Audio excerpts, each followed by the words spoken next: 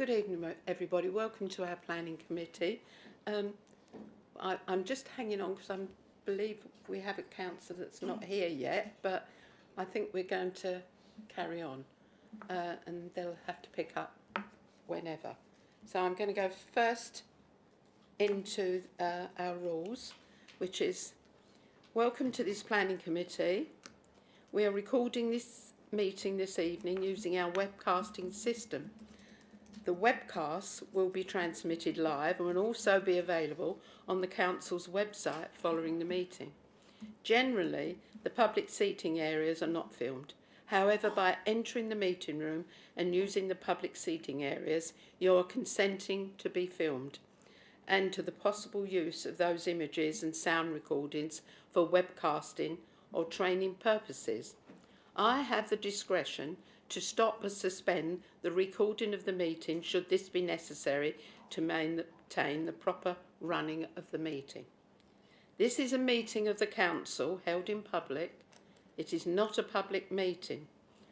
All mobile devices should be switched off or set to silent so that the meeting is not interrupted by ringtones. Anyone else attending to film or audio record any part of the meeting is asked to do so in a manner that does not disturb the meeting. Please refrain from filming the public gallery or the public speakers on items. If the fire alarm sounds, leave by the nearest exit and the officers will advise when it is safe to return to the meeting. Before we begin this evening's meeting, I would like to remind members to speak directly into the microphone to enable those present and those watching online to be able to hear the proceedings. Finally, please could members remember to address your speeches to me as chairman. Procedure for each item. The committee report is taken as read by the planning committee. The planning officer will present their report and committee members will ask any points of clarification. The meeting will allow those who have given notice that they wish to address the committee on a particular application to do so. Each person will be invited to come forward to the table at the front of the public seating area and will have 3 minutes to give their views. Once all comments have been given, the meeting will then continue for members of the committee to discuss the application and reach a decision. No further comments may be made by members of the public. The committee should limit its decisions to material planning considerations related to the developments on the applications. Commentary on non-planning related matters or overtly political statements are not permitted as they could have an impact on the integrity of the planning process. Summary comments should be concise and relate to the development application being considered. In addition, we have an enforcement report being presented to the committee this evening. Part of that report should be presented in the public meeting and part of the report should be presented under part 2, which means all press and members of the public shall be cleared from the public gallery and the public meeting shall be ended. Part 2, at my discretion, Councillor Jeffries is here tonight and I will be allowing him at my discretion on part 2 to be able to speak. Thank you, everyone. Apologies for absence. Councillor Alex Myers. We have apologies from Councillor Baker. Councillor Davis is substituting. Item 2, declarations of interest and lobbying. I would like to make declaration of interest on item 4 and item 6. I think it's 6, yes. No, it's not. Can I just explain that declaration is highly happy being lobbied and that you've got an Yes, I have been lobbied on item 4, but I have an open mind to this. Thank you.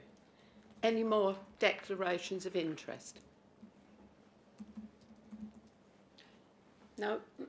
Okay. Apologies, I need to speak. Pardon? I need to speak, if that's Yes. okay, Chair. Okay. Apologies, I haven't had a chance to speak to Councillor Genet ahead of this meeting, but some social media posts have been drawn to my attention in respect of your views on Greenbelt development. So I don't know if you'd like to make a declaration of interest. Thank you very much. No, just to confirm that would be what we would do as a Reform UK administration as of the May 8th. Thank you very much. Councillor Genet, can you just confirm that you are able I to can bring an confirm that open I have come here with an mind? open mind, as I always do. Thank you. Councillor Blake? I've never done it before, but I suppose I should do the same because the Conservative view is they believe in protecting the green belt, as I do, as you know. But I come here with an open mind. Never had to do that before. Don't see why we had to do it now, but there you go. Many thanks, Councillor Blake. Thank you, everybody. Confirmations of the minutes of the Planning Committee on the 28th of January. All those in favour?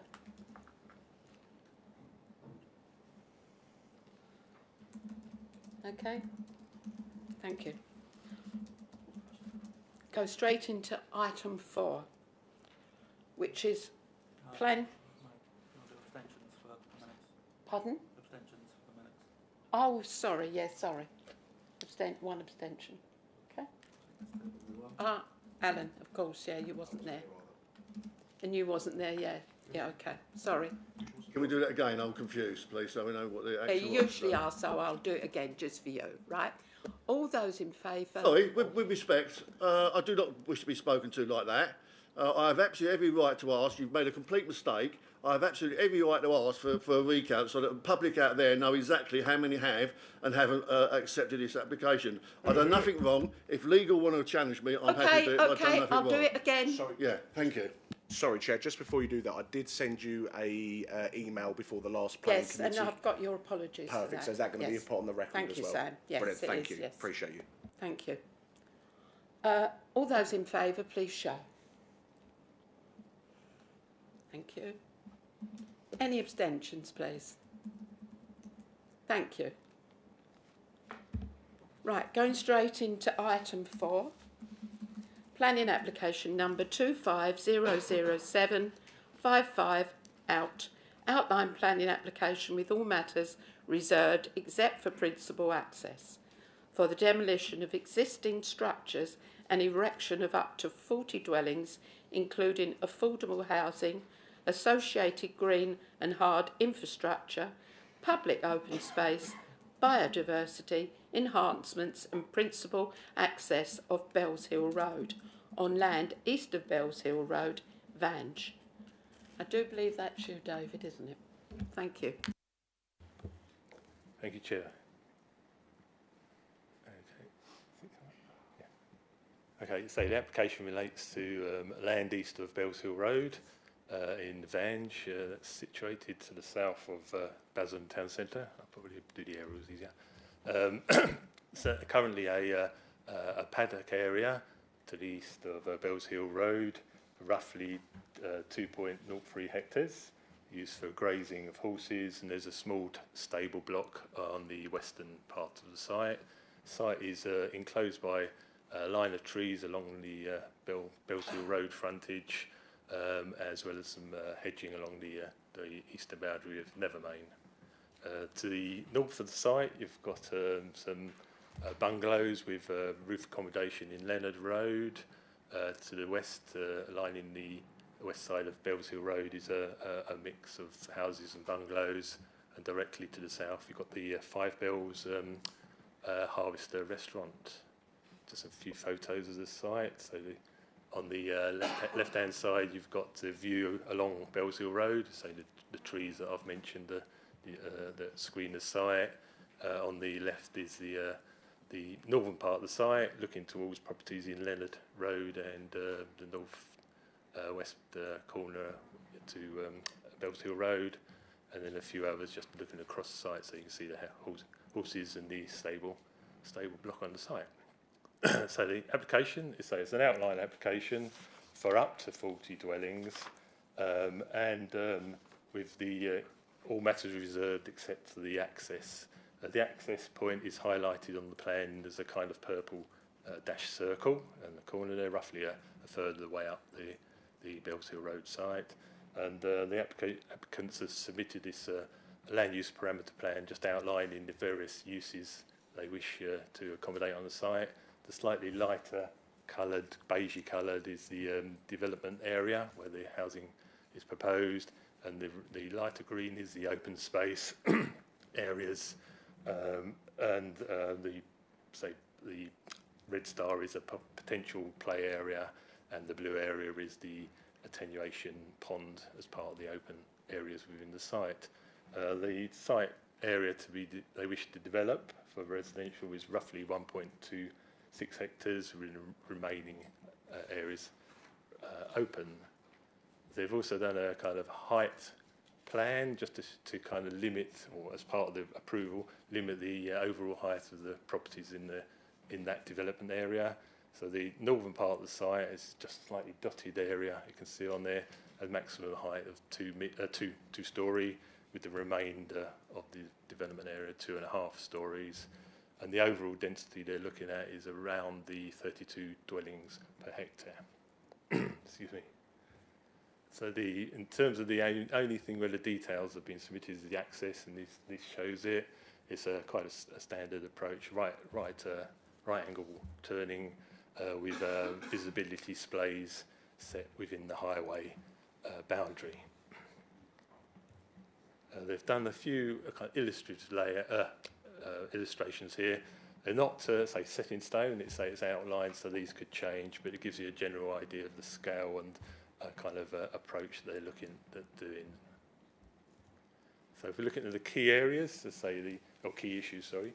The first one is the principal development. So it is a greenbelt site south of the town itself, and therefore we have to consider whether the proposal would be inappropriate development. Looking at paragraph 154, which sets out various exceptions to that, the development itself wouldn't fall within any of those. However, as you probably know, there have been recent changes to the MBBF, and there's this definition of grey belt, and that looks at various aspects of the proposal, and one of those is, is whether the proposal would impact on the openness of the area and potentially impact. Oh, I've lost my place now. Sorry. Yeah, whether it would check unrestricted sprawl of the large built-up areas, prevent neighbouring towns from merging, and preserve the setting of historic and special areas of that type. In this regard, the applicants have put forward the reason why they feel it's grey belt, and as set out on page 41 of the report. The officers themselves have assessed it as well, and given the physicality of the site, they've bordered by the properties in Leonard Road, Bells Hill Road, and the pub itself to the south, as well as the kind of quite well-defined Nevermain Road junction. It's very well contained, and it's felt that doesn't strongly contribute towards those various matters, checking the sprawl or merging of the various towns within the area, and for that reason it's felt to be grey belt. If you consider it's grey belt, then you need to consider whether it meets all the other aspects of that. So the council cannot demonstrate a 5-year land supply. I think you're well aware of that. It's in a relatively sustainable location. There's a good bus route that runs along Nevermain, and there are proposals to enhance the pedestrian and cycle elements of the scheme that I'll come on to later. Also, as part of the requirements under the grey belt aspect is what they call the golden rules. and that's where they would need to show that they are providing 50% affordable housing, which is the case in this instance, that they are making improvements to infrastructure such as health, care and employment and skills, various aspects of that, which they are doing in this case, and also provide green infrastructure. And as shown on the plan, they are intending to make public areas available within the proposal itself. As other aspects is the landscape character. There will be a change in landscape character. However, the assessment has been made that it would be a moderate impact. The main impact would be on the immediate residential properties, but the wider landscaping impact is minimal because of there's kind of a ridge line to the north, so it's quite contained within the site itself. In terms of the design and of the scheme, so it's outlined, so we've not really got a lot of detail, but you felt that being a 2.5 story in scale, set away from the boundaries, that it could be designed of an appropriate scale and designed to meet those aspects. The applicants have stated it would the dwellings themselves would meet the various national space standards, adequate car parking and garden area, amenity areas to meet our the guidelines.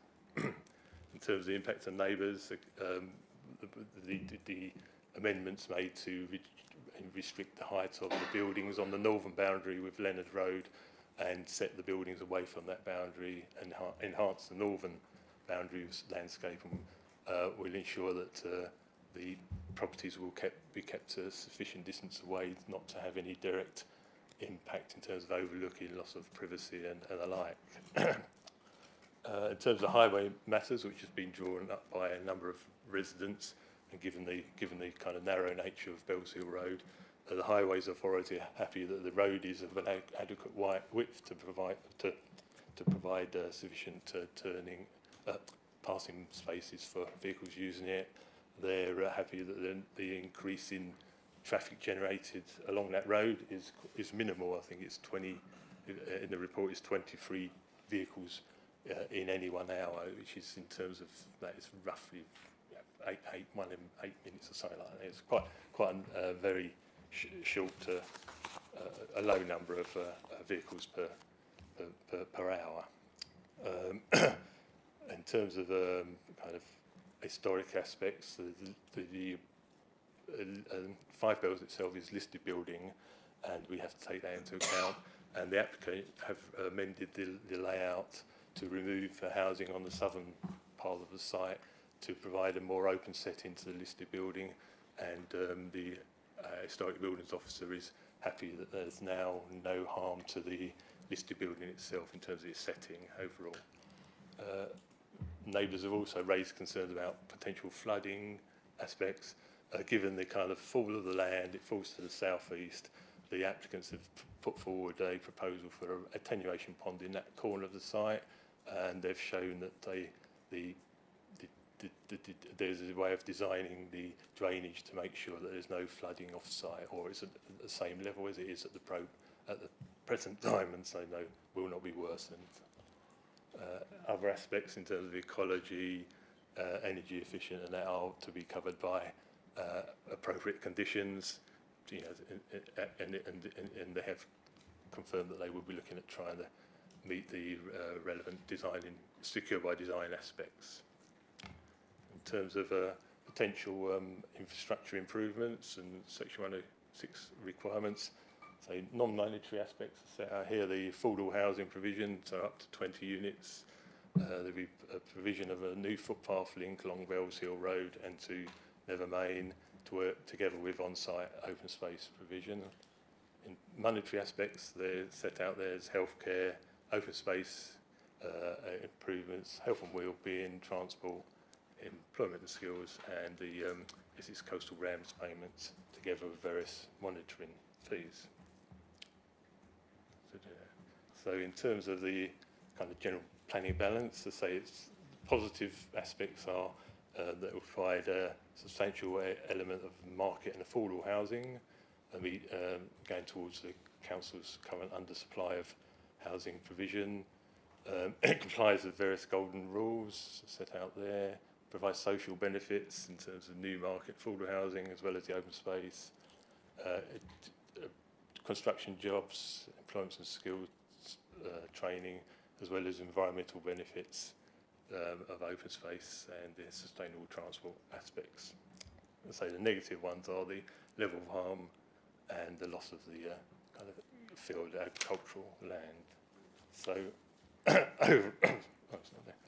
overall, whilst the site's located in the Greenbelt, officers' opinion it's the proposed development constitutes an appropriate development as it's situated on what we call Greybelt land.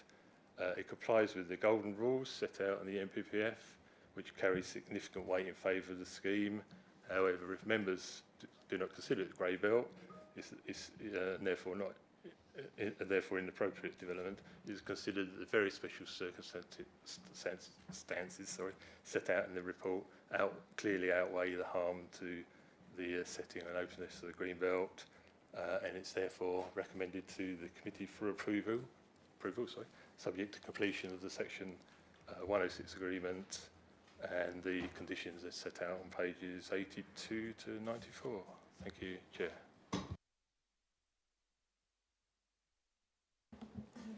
Thank you, David.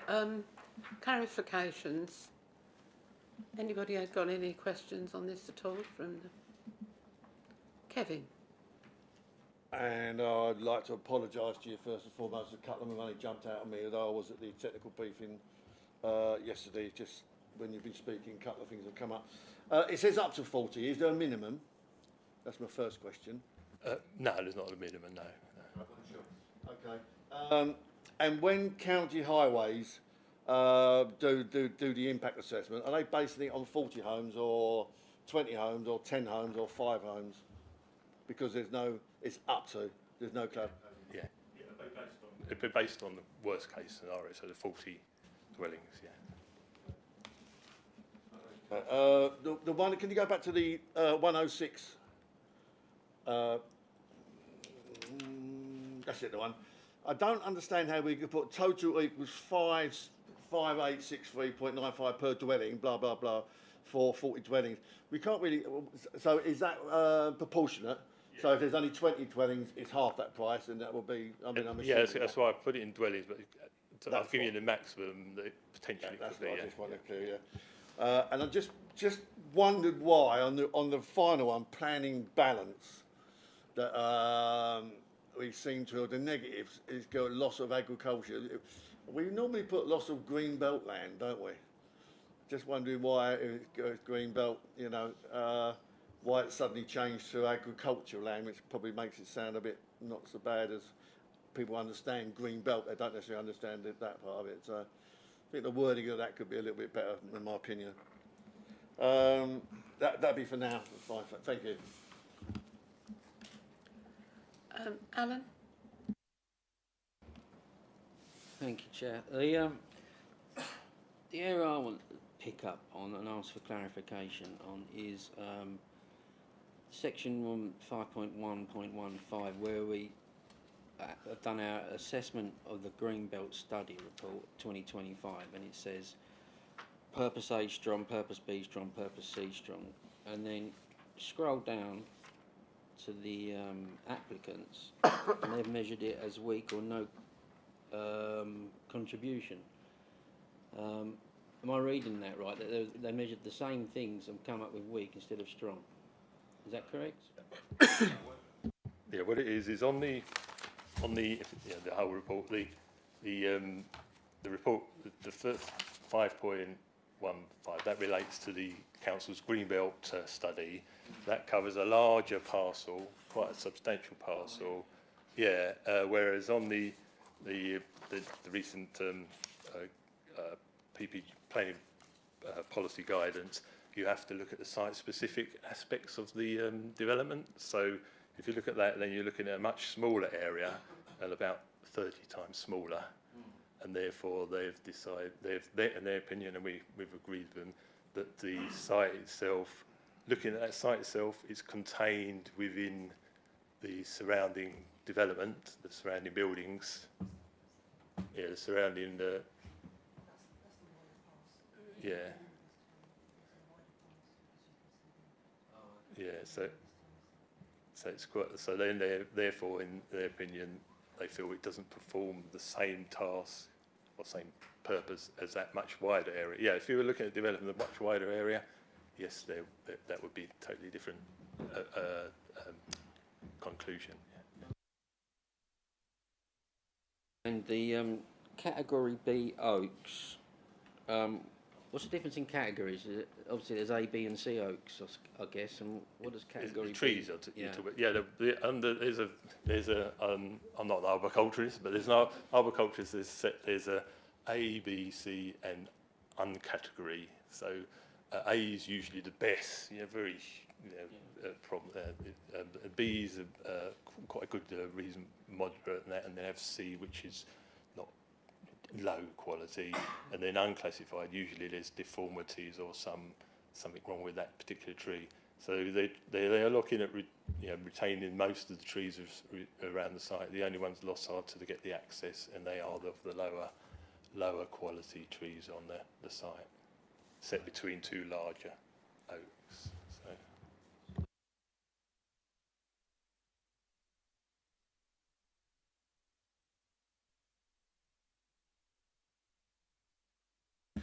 Thank you very much, Chair. I'd just like to ask the officer, just to confirm, that is this green belt or grey belt? It's located in the green belt, and this area is felt to be grey belt within the green belt. Fine. Yeah. And in just regards to this particular application, would this also form part of the local plan, or was this in addition to that? It's, we can say, nothing to do with the local plan in itself. It's a specific application we're just considering. Yeah. So it would be the 40 homes on top of 29,000. That's not correct, is it? Yeah. No, that's not correct. It is well. Councillor Genet, if you look at the way that the calculations of the housing numbers work is the fact that what we look at all the time is the consents. So if you look at the front page of the local plan as drafted, what it looks at the number of planning consents, and that currently, I can't remember what the figure is, this will be added to that number of consents. So basically the long-term number always stays the same. Fine. So, but this just takes off that number. Okay, so everyone that comes forward now comes off that figure. So we're not going to be you don't end up with so the local plan, that's why it's got a timeline. So our local plan timeline's already started. So we count all the current consents into that 28,000. So it's not, we don't have to start from the adoption date, and it's 28,000 from that point. It's basically from the point at which the plan starts. So our plan's got already, technically, we're counting these sites in. And that's why there's also consideration of whether you extend the plan period or not, and that there'll be debate about extending the plan period. Just provide you with a little bit of an update on that. Okay. So if you look at the current figures, they say current consents, and they go into that. Okay, fine. And just in regards to, I did see a point in here as well regarding prioritisation for local residents. How is this like a fixed period in which that prioritisation will be? Or are we just harbouring houses for Sadiq Khan's estate agent? It's usually 12 months, or I think it's spelled out as 12 months. Yeah. Okay. And just a quick question: Do we know how much interest we're having at the moment from local residents in regards to schemes like this? Because I'm hearing 98% out of town. Apologies, I don't think that's a relevant question. Okay. No problem. Thank you very much, officer. Alex. Thank you, Chair. I'm looking at page 27, the ECC Infrastructure Planning and Development notes. It says for the early years in childcare that there are sufficient places available and therefore no contribution requested. Is that usual, or would it usually be that a contribution is requested regardless of how many places are available in that particular area? No, they make an assessment of whether there's spaces within the catchment area of the scheme. If there's 10 available and this requires 10, then they feel that there's no need for any further contribution. Yeah. Okay, thanks. And then the primary and secondary education, it's the complete opposite, and there's it says that there's education capacity problem in the next few years, potentially impacting education attainment. I mean, what is the council, or what will Essex County Council be doing about that if this passes? So they haven't been able to justify a contribution in this case. I think they've because of the various sites, they're saying that there's sufficient accommodation, school places available at the moment, but because of these various what they call Winfield sites coming in, they don't know whether there's going to be in 5 years' time or not sufficient spaces. So at the moment we can't justify a contribution being provided by the developer, and that's been upheld by, because it was covered later on, it's been upheld by a legal counsel advice that we can't ask for that. Okay, I think that concerns me a bit. That does, and then a little bit further down the same page, it says that officers remain in the view that the request is not SIL compliant and will put any planning permission at risk of legal challenge on this ground. Can you elaborate on that a little bit as well, please? Councillor Harrison, we've there is an education forecast which the Education Authority sets out, and that makes the requirement for what the future looks like in terms of future education growth. What the Education Authority are doing at the moment is they are using what is a non-SIL compliant approach of placing a late stage review on education, which is non-SIL compliant, because SIL compliance is based on a known figure. So if you look at the way we deal with affordable housing, if affordable housing can't be delivered, we'll look at a late stage review, and as we had last time at planning committee, that actually Councillor Blake pointed out, he asked what was the maximum that could be paid on the matter. So there's also maximum known. What county are trying to do at the moment is because they're trying to, they've got no indicative they don't know what the big picture is, because they haven't gone through their forecast properly.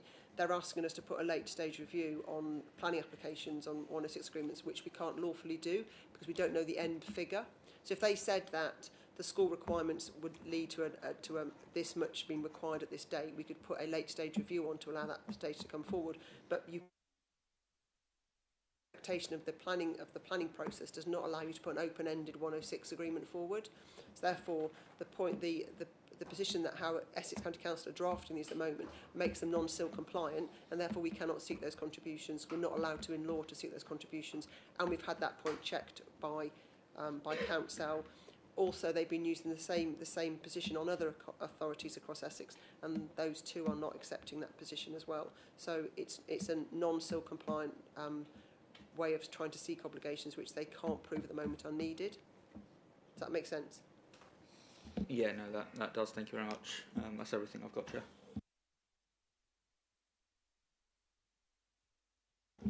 Is there any more questions? If not, we'll go straight into speakers.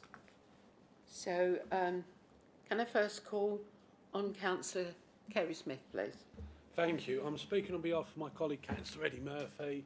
So we had these changes, and we don't want to get people repeating after each other, just short, concise comments. This notion that this site is grey belt is for the birds. I draw members to look at that map. Where that red star is, you see like what might seem to be 2 or 3 rows or blocks of housing, and you see that piece of land to the north of it. That is triple SI status, and that has not been informed to members today. The parcel of land, literally a stone throw away to the north, is triple SI status. The land to the east of it, backing onto Nevermain, that strip of land is a conservation site where this council will cut a strip and then leave the adjoining strip overgrown for the next 2 or 3 years to build up the invertebrate races and other creatures and faunas. You've heard from officers about our dear friends Essex Highways, that if they get off their laptop and actually do a site visit, that would be a miracle in itself. I would urge members to check the boundaries you can on the Ordnance Survey website during this meeting before you make a decision, because you can see the exact boundary between the Borough of Basildon and the Borough of Thurrock. If this application was approved, the highway reports from Essex are meaning nothing, because as you would leave this site onto the Bells Hill Road, as soon as the first two wheels of your car leaving this new site onto Bells Hill Road, the nose of your car is in Thurrock. So whatever Essex Highway says is only part of the picture, and it's completely wrong. The officer said about the average movement of 23 vehicles. I commissioned, as the local county member for the area, a speed survey test, and county doctored it to take away the top 15% of speed tests, which they do to every county member's highway safety requests. Now, if those speed tests were all recorded, and it was a fair average, heavy speeds along that road are constant and often. This site is a meadowland. It is not grey belt again, as we've heard horses graze upon the site. I've never seen anyone take horses to a car park and say, right, come and eat the tarmac, come and eat the weeds. Horses graze off there because there's the goodness, it's meadowland. And anyone who knows anything about horses, you can't just feed them grass. There's other things there.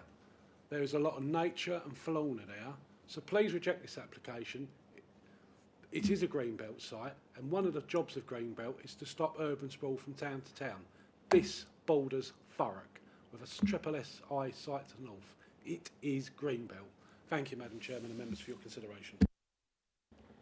Thank you, Councillor Kerry-Smith. Can I call Daniel Cresswell Nunn, please? Thank you.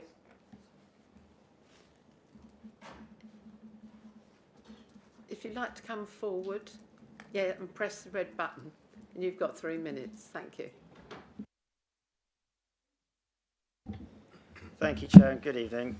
I'm the planning agent for this application, speaking on behalf of the applicant Horridge Strategic Land. Horridge is part of the WE Black Group, which is an SME house builder that delivers projects across the home counties.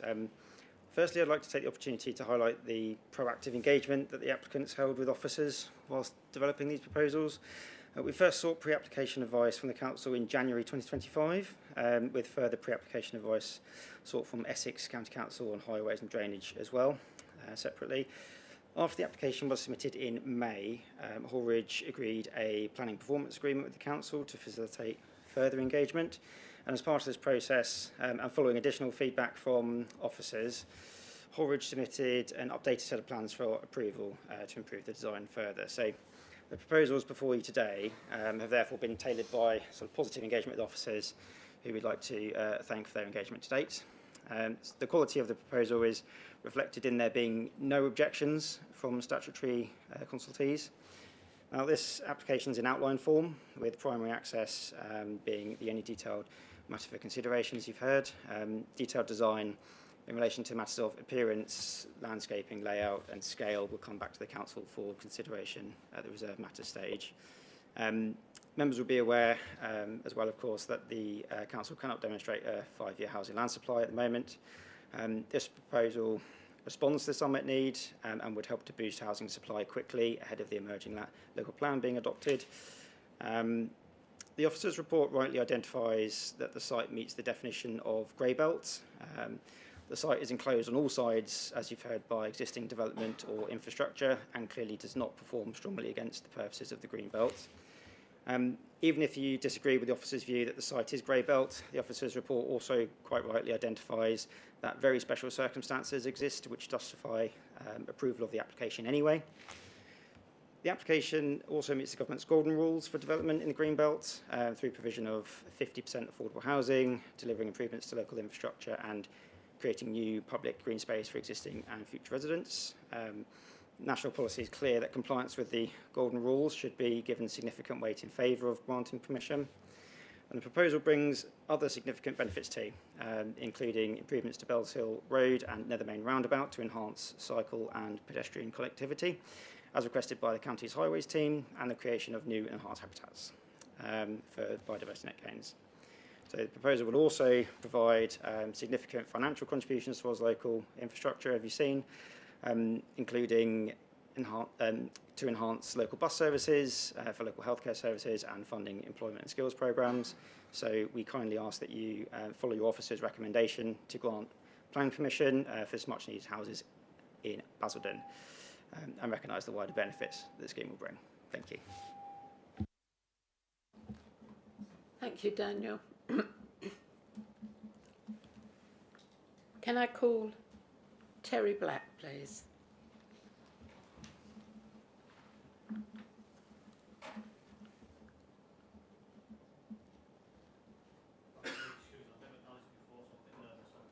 Yes. Button, and you've got 3 minutes. Thank you.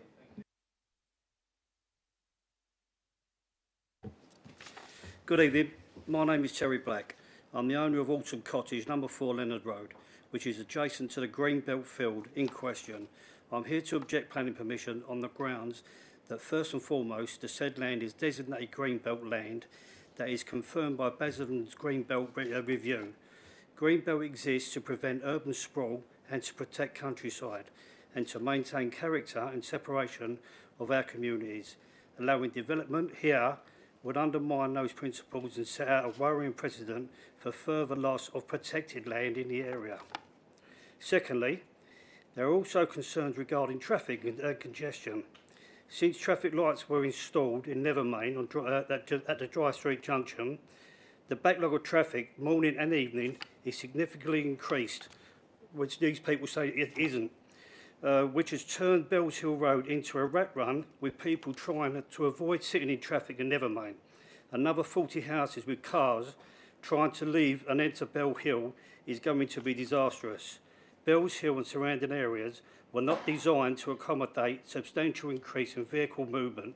Additional housing will inevitably mean more cars, more on-street parking and increased safety risks for pedestrians and children. Thirdly, Bells Hill is located towards the bottom of Langdon Hills and subject to water runoff, which makes the land at my garden and the Greenbelt field in question very overwhelmed and saturated. Development on flood-prone land raises obvious concerns about surface runoff water, drainage capacity and the displacement of water onto surrounding properties. Building here could exacerbate existing flood risks rather than reduce them. The direct impact of residential amenities cannot be ignored. The proposal would result in the rear gardens of any new properties backing directly onto the front garden, which is mine. This would fundamentally change the character and outlook for my property, resulting in loss of privacy, increased noise, light pollution and significant alteration to the rural open aspect that currently exists. I would also like to add that the wildlife, including bats, which we see on a regular basis flying over our property, will also be compromised if planning goes ahead. I've also been informed that Mr.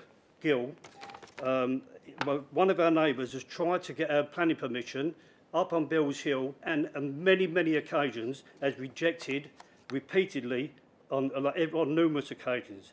I respectfully ask that the application be refused.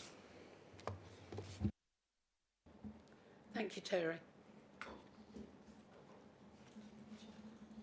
Chair, I think Christine would like to say that. Christine. Can I just address committee on 2 points? There was 2 points raised by Councillor Smith, the local ward member, and I just want to make members aware that those points are actually dealt with in the report. The first one relates to the SSSI site. That is dealt with at page 62 and 63 of the report to some degree, and also Natural England were consulted, and again at page 30 it says no objection subject to securing appropriate mitigation as the site falls in a zone of influence for one or more of the European designated sites. So that point was dealt with. And in relation to Thurrock, again, that point because obviously Essex are not the highway authority for Thurrock, they're their own highway authority. And at page 31, what it does say is that this site is within the jurisdiction of Basildon Council, but would be potentially impact on the highways within Thurrock's jurisdiction. The applicant has submitted a transport statement including the traffic impact of development in respect of the Thurrock highways is minimal. Therefore, there is no objection to the proposal by Thurrock Council. So that matter was dealt with by Thurrock Council in terms of their highway authority. Just basically, just because obviously the points were raised by Councillor Smith, I want to make sure that we dealt with those 2 points within the report. Thank you very much, Chair. Thank you, Christine. I'll now open it for debate. Kevin. Just for clarification on that, you said that the SSSI had been addressed to a degree by that. What do you mean by that, to a degree? Not to a degree. Basically, it'd been looked at as part of the planning application report at page 62. It'd been dealt with very substantially within that report. We have to notify Natural England because the site is within the scope of a triple SI site. What Natural England came back to is said there's no objection subject to securing appropriate mitigation as the site falls within a zone of influence, and therefore that has been sought as part of the application in terms of the ecology work that's been undertaken, and that will be subject to the planning application. My apologies. I thought I did hear you say to a degree. Any other questions? Anybody? Before we go into the vote, Sam. Yeah, I think it's a great application, to be honest. I mean, usually I give you guys in planning I hold you to a very high standard, and I think this definitely helps in regards to the 5-year land supply, and I will be happy to support this application tonight. Thank you. Yeah, just coming back to something that the gentleman said, I have to say spoke very well. In fact, if that was your first time, then congratulations, well done. You did mention something about the president. This is setting a precedent being built on Greenbelt. That precedent's been gone and set a long while ago. So don't fool yourself that this is setting a precedent, because it's certainly not. It's been happening for God knows how long. So just want to make that point. I have a little concern about the funding for the health care. It's almost to say, really, they can't really cope with the amount of people going to be coming in. But you know what? Just give us some money so we can make a bigger hall place for people can sit in, so they can wait to see a doctor or something that they're not going to be able to see anyhow, because we need more doctors. You know my argument goes on every planning application. We're throwing money at health. We're throwing money at everything else, but by getting for education, more money going into schools and whatnot, you can only get so many new tables and whatnot. What we need is a new schools and new education, new teachers and new doctor surgeries with new doctors coming into it, and dentists, etc. That's the only way it's going to happen, and not just keep throwing money on it as I look at it from a developer side. It's just a sweetener. It's just a sweetener for a committee. So I won't be supporting this.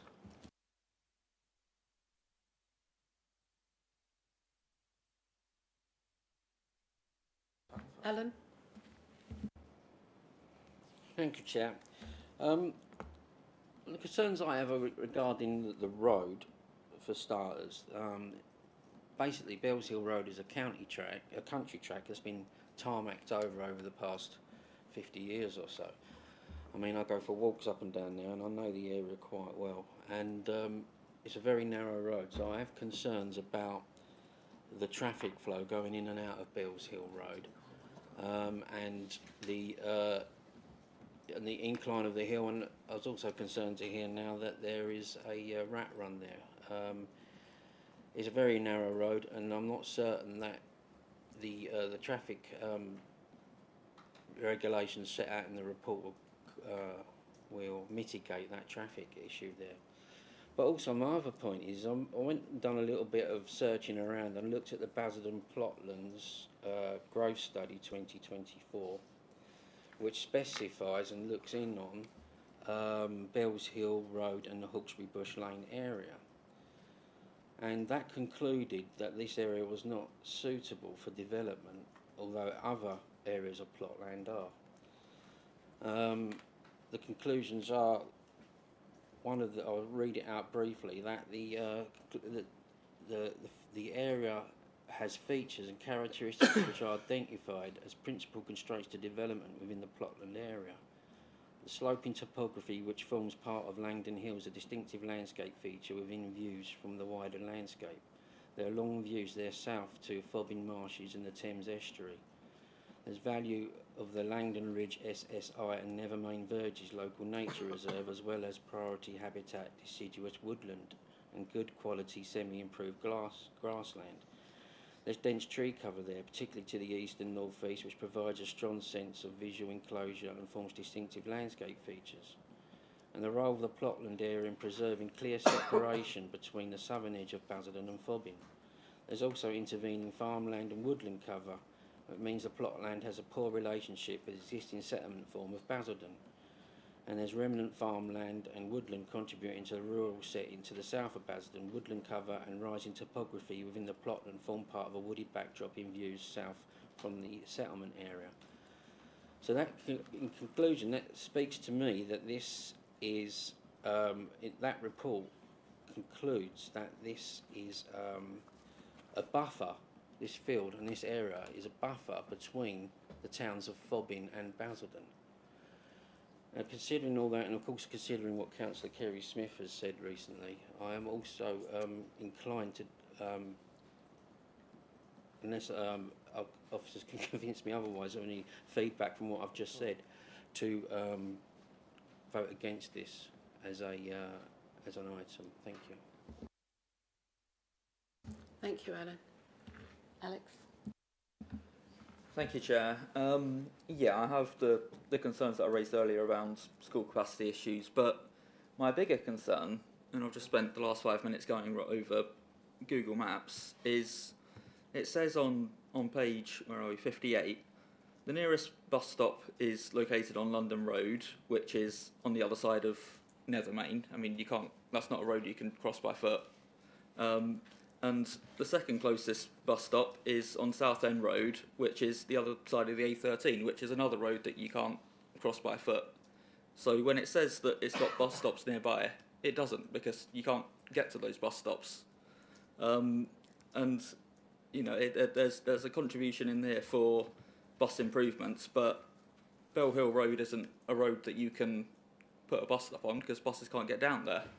So I don't understand, A, what this improvement money would be spent for, and B, how anybody living in this plot can ever get a bus. You know, exactly right. If they can get a place at school, which it looks like they can't in a few years' time, according to this report, then it's a dangerous road walking up Nethermain to get there in the first place. And so, yeah, I have a lot of concerns about the bus connections, especially. Thank you. Any more questions from anybody? We'll go straight into the recommendation then. The recommendation is that planning application number 2500755 out be granted outline planning permission subject to the completion of a 106 agreement to secure 50% affordable housing on site. Footpath improvements together with financial contributions towards healthcare improvements, open space, cultural play and sports improvements, local delivery pilot scheme, bus services contribution, employment and skills, maintenance and monitoring of the approved biodiversity game plan for a period of 30 years, open space, monitoring fees, payment of the local planning authority professionals and legal fees associated with the completion of a 106 legal agreement as set out in section 5.18 and subject to the conditions set out at the end of the report with any amendments that might be necessary up to the issue of the decision notice. Can I see all those in favour please show? Any abstentions?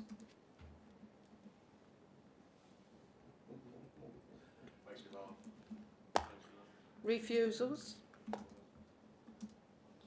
2. So I think that fails, doesn't it? Yeah, so you need to, we need to defer the item for Yes. officers to come back with it. Yes. So we need to defer the item to come back. Yes. Oh, yes. We need some reasons for refusal. Anybody? Well, Alan gave a load, didn't he? So. Alan?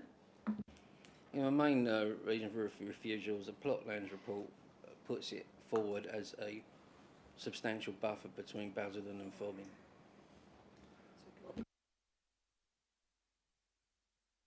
I've got to I love you a bit, Alan, but I've got to challenge that because in the local plan itself that's going forward, you're doing exactly the same in Bowes Gifford, where you're joining up literally the whole of Bowes Gifford to Pitsea. So the argument, if you put your hand up for that to go, but you'll lose that on appeal on the basis of in your own local plan you have put clearly you want Bowes Gifford to be joined up with the rest of Pitsea. That's what you've gone out to consultation on. So a planning inspector will look at that and say, that is, you've already agreed you're going to take this principle. It's not a principle that you can stick by. You cannot do that, in my opinion. But I respect you enormously on that. But on that one, I've been doing planning quite a while. You can't have one rule for one rule for another.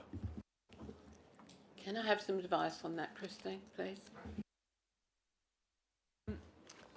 My concerns relate to the Plotland study that was done in 2024 is not does not take into account the changes to the MPPF in 2025 with regard to grey belt, and therefore we did a further study on the impact of the grey belt, and therefore I would have some serious concerns about using that as a reason for refusal, because that would place the council at risk because it goes against the MPPF. It's not MPPF 2025 compliant, so I would suggest that. There had to be other reasons for refusal because that would place us at risk of costs because we wouldn't be able to substantiate that and because it's not reliant on the current position with regards to the MPPF 2025 in terms of grey belt. Alan? Well, this is where in our training we as councillors ask the officers to give us reasons for refusal.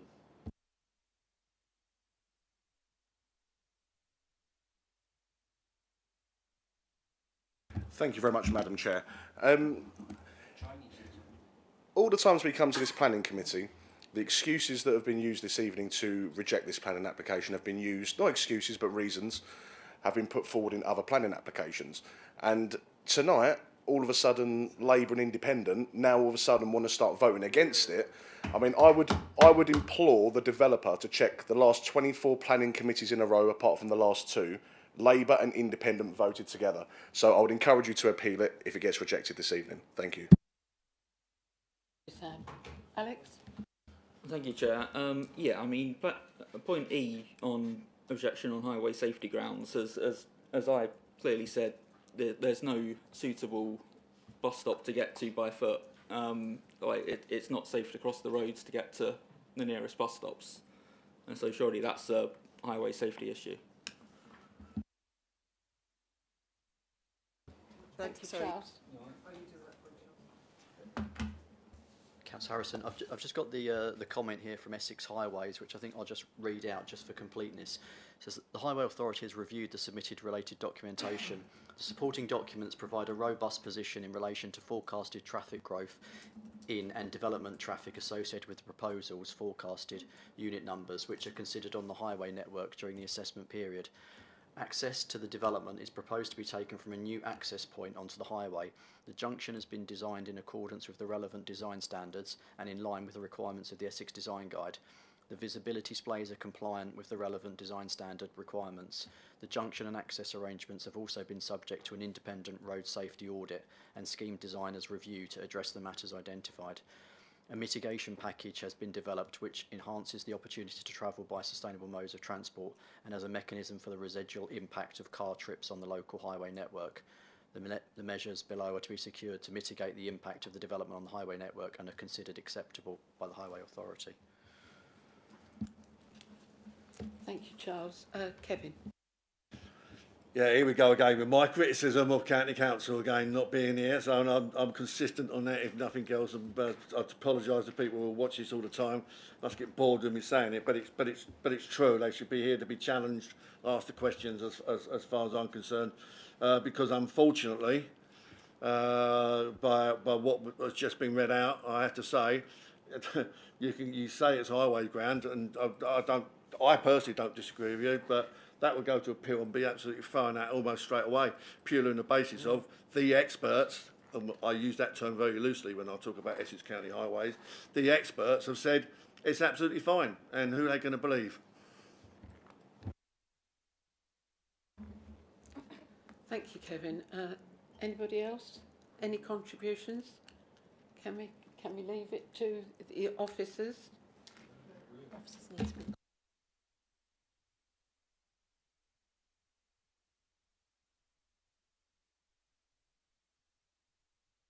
We have got to be guided by the committee.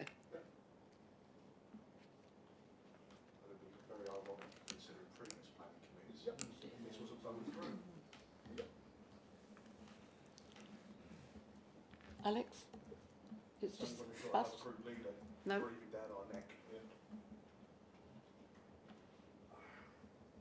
Alan? No? Okay. Yeah. Anybody else? Well, we can try for those reasons. This is so pathetic. I would suggest that if the committee are unable to come up with reasons for refusal, then we might put the item back to a vote and see if we come to the same conclusion. With respect, we can't do that. We'd be doing that all over the place. Every time if you don't get the vote you want, you're going to go for another vote. If you want to do anything, you might need to want to adjourn a meeting and speak to members and what has happened in the past. Alan? Thank you, Chair. The committee has voted against this item. The option to vote against it is in the report.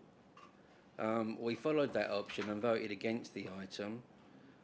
We stated that it's because we have concerns about the traffic problems and transport issues, and also because we have concerns about it forming a natural buffer between Fobbing and Basildon, and that would depreciate the natural beauty of the area. Now, those are two valid reasons, in my opinion, for rejecting this. Now, it's up to officers to come up with the wording so that those two reasons can be worded into a reason for rejection. Thank you, Helen. The legal advice on the reasons being given, unfortunately, is that those reasons would not stand up at an appeal. So the council would be at risk of costs being awarded. So I would suggest that alternative reasons need to be found.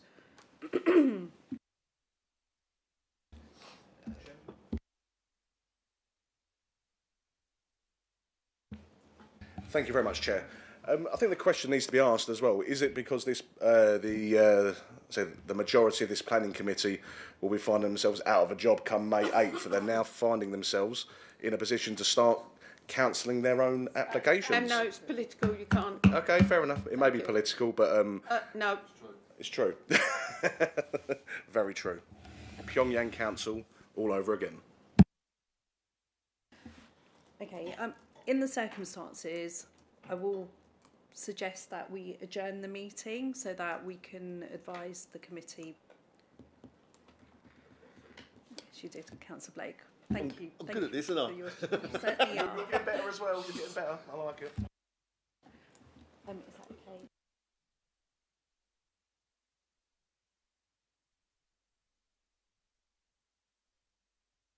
Adjourn the meeting, then we'll come back. We'll come back shortly.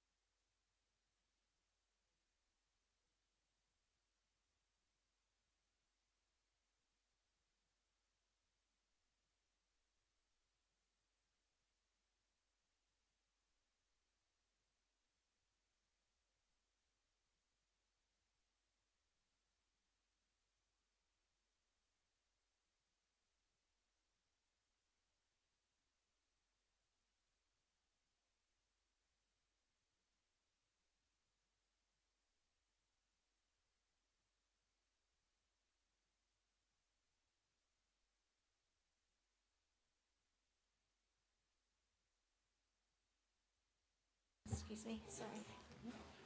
Sorry. When you're ready to speak. Oh yeah, thanks Suzanne to start the meeting.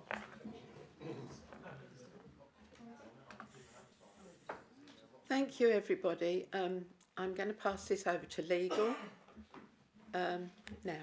Okay, thank you, Michelle. Okay, the committee has been given advice, and the head of planning will now kind of give the reasons for refusal that the committee will be proposing. Thank you. So following on from Councillor Davies' concerns around the plotlands nature of the locality, we could look at a reason for refusal around Safe Policy BAS B12, which states that planning permission for new residential development will be refused if it causes material harm to the character of the surrounding area, including the street scene, amongst other things. So that's the suggested reason for refusal. Thank you, Charles. So to clarify, the item will be now deferred. When the item returns next month, there will be the recommendation for approval will be put before the committee. If that recommendation does not carry as it's done this evening, the recommendation for refusal will then be proposed to the committee, following on from a report from the officers giving you the full reasons for refusal.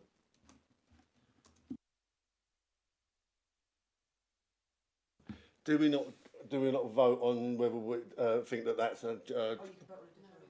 No, on the fact that that proposal to rejection is okay. What if? Surely the committee should have a vote on that.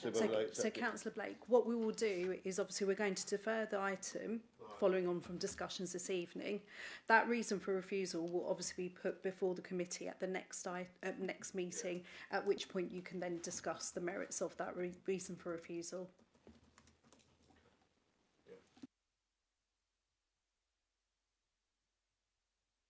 I'm going to defer this item to the next council meeting. Thank you, everyone.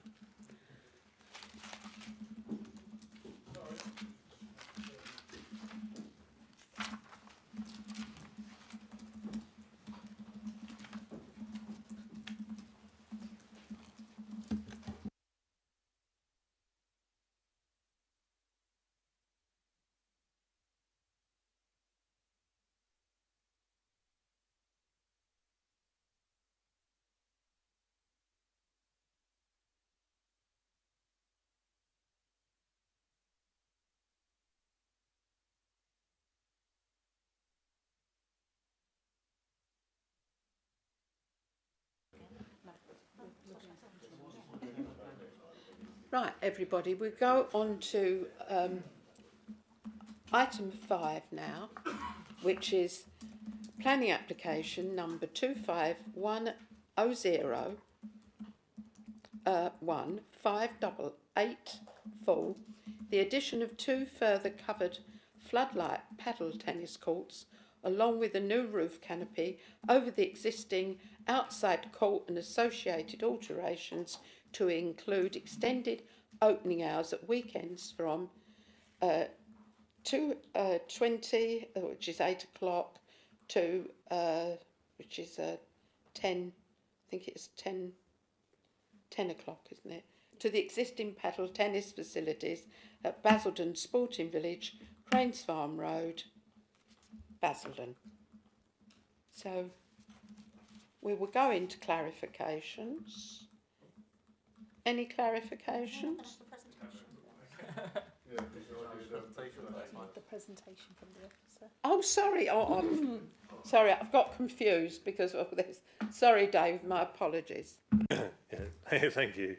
Yes, it relates to Basildon Sporting Village. The site, the members may be aware, is located to the south of the Sporting Village. Currently, there's a free paddle tennis courts there. They run quite successfully, and the applicants are looking to enlarge that and increase the hours of use. The site, the aerial photo of it, just see the white kind of structures at the bottom of the picture there. That's the current paddle court area, and these are some photos. So you've got the one open at the moment with this blue kind of surface in, and then two others with the covered by the current kind of canopy structures. So it's just views from it. This is the area they wish to extend onto. Currently, it's like a raised mound around the athletics track, but it's not really used for any sporting purposes at the current time. So you can see on there, on the right-hand side is the proposed extensions, two courts covered by the canopy structures that are similar to the other areas, and the proposed court on the north side there would be additionally covered by one of those canopies. So there'd be a small area of hedging removed as part of the proposals eaten into that banking, but they're proposing to replace that with new hedging along the edge of the courts. It's just the structure themselves, so it's identical structures to those already on the adjoining sites, kind of the white canopies with a framing, floodlighting contained within the actual structures themselves. And so the idea is to make it all weather, all hours use or weather facility, and this is basically the layout. The benefits, or I say the benefits of the scheme are the improvements to the facilities within the area. The proposed increase in the opening hours match those of the existing sporting village complex as a whole, and any increase in numbers won't be noticeable between that and the current facilities.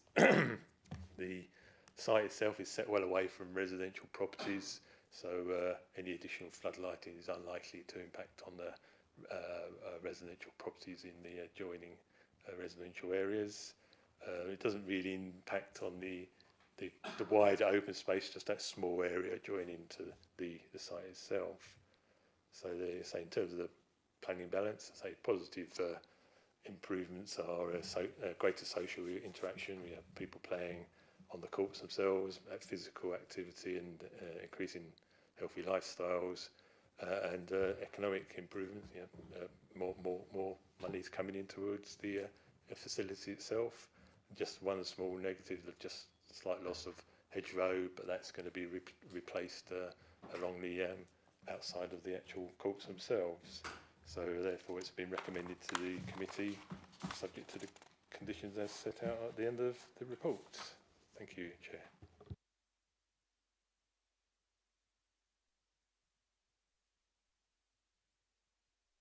Thank you, David, and I'm sorry about that. Any clarifications now? No? No? We have no speakers on this one, so we go into questions. Any questions? Chris? Thank you, Chair. I'd just like to say I think it's been an excellent addition to the sporting village over the last sort of 12 months, and I can't see any reason to not approve this evening. And I look forward to challenging Councillor Blake and Councillor Genet at some point on the courts. May 7th. We can do that if you fancy it, yeah. But yeah, I see no reason to not approve this evening. Thank you. Thank you. Kevin? Challenge accepted.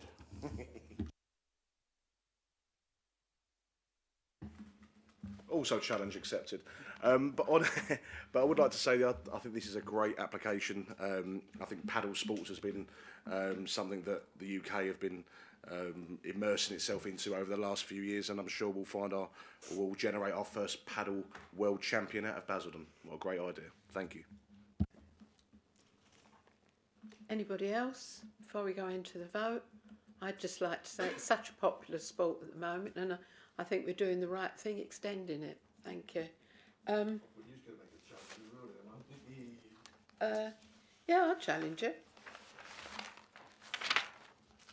Recommendation is it is recommended that the committee resolves that planning application number 2501588 be granted planning permission subject to the conditions set out at the end of this report. All those in favour, please show. Thank you. That's granted.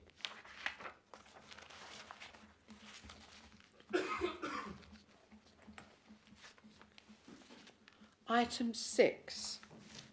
This is in two parts. One part, we're allowed the press and the members of the public to stay. The second part, which is a private part anyway, it's exclusion. So the first part is option paper compliance action in default of planning enforcement notice at land south of Newlands Road, Wickford, Essex. And I believe that's you, Ian, is it? Yes, thank you, Chair. Thank you. I'd like to briefly introduce this item.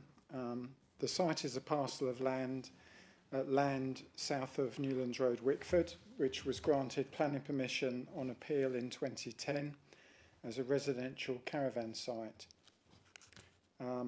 It was restricted by condition, comprising no more than 2 caravans for occupation by gypsies and travellers. The remainder of the site, extending south to the Chase, was paddock grassland, which has now been subdivided to form 14 to 16 pitches for the stationing of caravans for residential occupation. This unauthorised development was subject to enforcement action by the council, with a number of planning enforcement notices being issued. The notices were subject to appeal to the Secretary of State, and the planning inspector published his decision on the 8th of March 2024. In addition to the existing planning permission for plot 1, the inspector granted planning permission for plot 3, subject to conditions. He also upheld the 2 planning enforcement notices, subject to correction and variation. The full compliance period for the notices ended on the 8th of July 2025. The notices, amongst other things, required the removal of excess caravans and hard standing. The requirements of the notices have not been complied with, despite regular and repeated site visits and correspondence to the occupiers and landowners. This report outlines the options open to the council in respect to formal action in default of the extant notices and respective pros and cons, so that an informed decision can be undertaken. Thank you, Chair. Thank you, Ian. I think before we go into part 2, we'll have a break. Yep, so you now basically end the public meeting. Yes. There will be an exclusion of the public now, because that's the end of the yes, and we'll be going into part 2. But after this, we'll have a break and go straight into part 2.